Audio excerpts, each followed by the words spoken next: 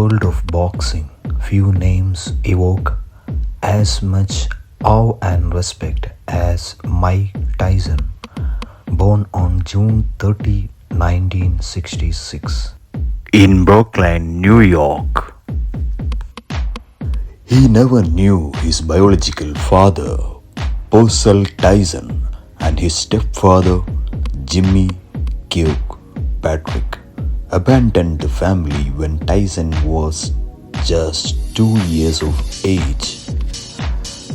Tyson was sexually abused by a stranger when he was 7, and his mother, who was an alcoholic, died when he was just 16.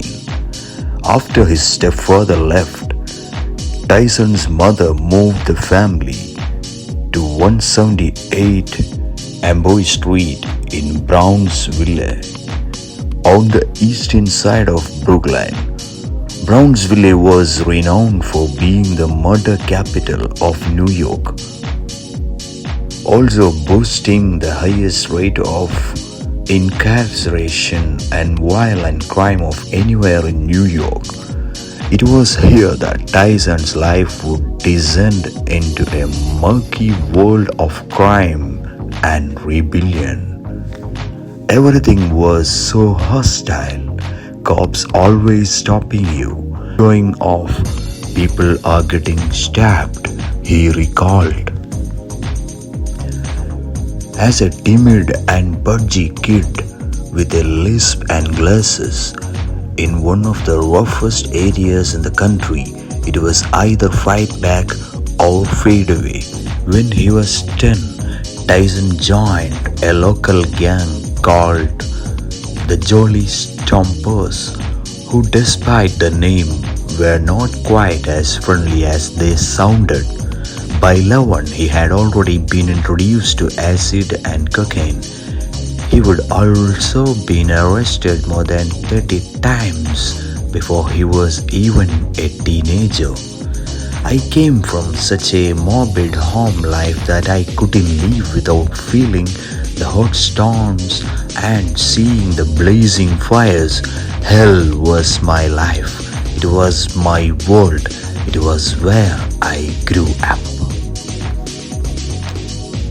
Given the start to life that Tyson had and the things he saw growing up, it is perhaps unsurprising that he maintained towards a life of crime.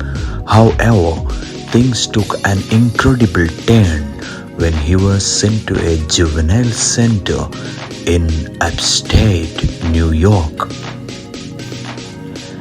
In 1981, a 12-year-old Tyson was sent to Tyrone School for Boys in upstate New York, either by luck or good fortune. A certain Bobby Stewart was offering boxing lessons to inmates of the juvenile center.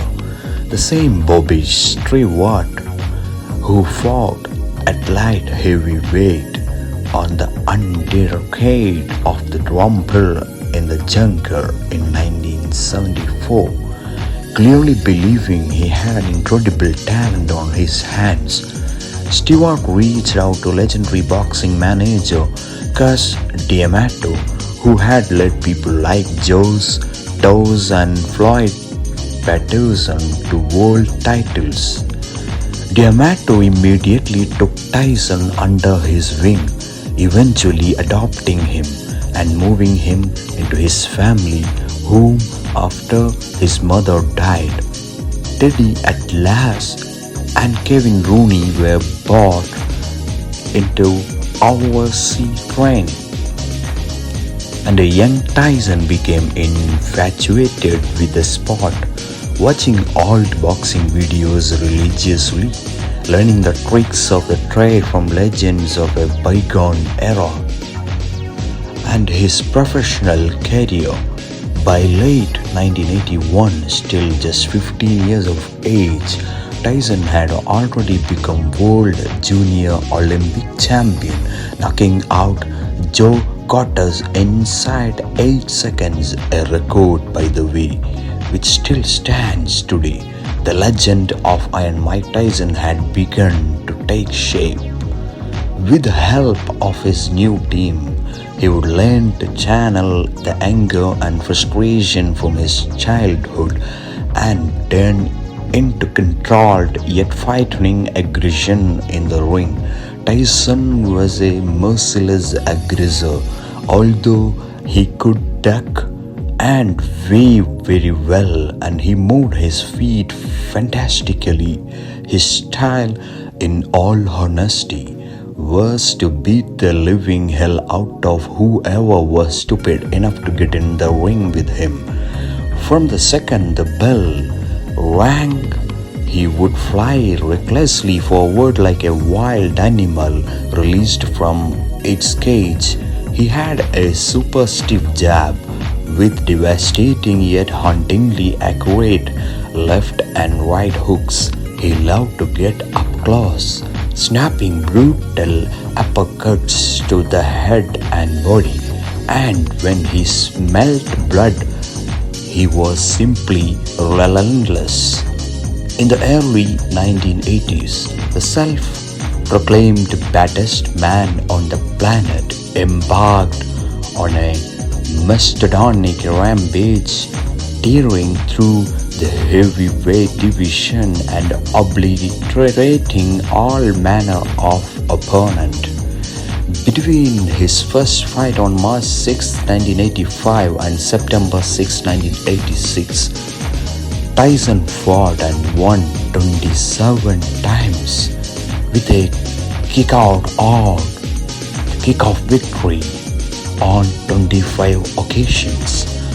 On the 2nd of November 1986, less than 2 years after turning pro, he became the youngest heavyweight champion in boxing history.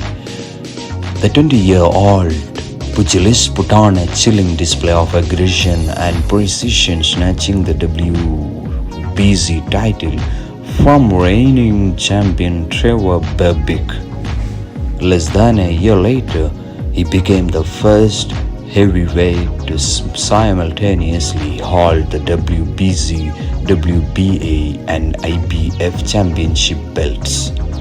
In his prime, Tyson would reign as the undisputed champion for 2 years, 6 months and 10 days, conquering future legends of the sport such as Larry Harmless, Terence Spinks, and Frank Bruno along the way. However, the near untouchable platform to which he would reason would soon crumble beneath his feet. Sign the contract, big boy. Sign the contract.